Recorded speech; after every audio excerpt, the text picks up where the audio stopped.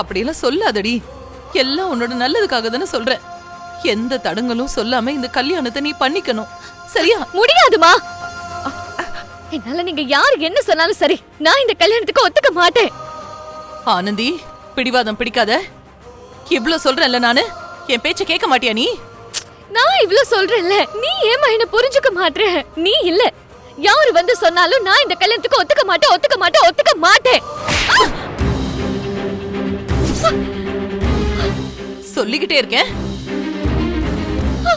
அம்மா அம்மா, கிளி புள்ளிக்கு சொல்ற மாதிரி சொல்லிட்டு இருக்கேன், புரியல உனக்கு? அம்மா என்னடி விடுறது?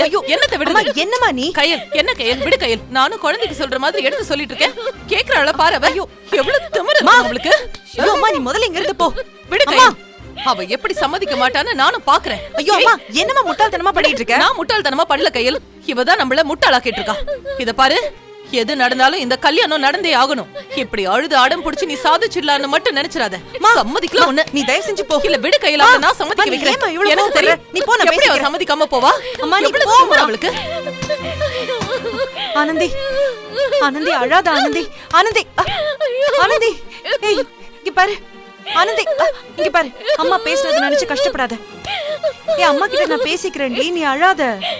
என்ன விடுங்க.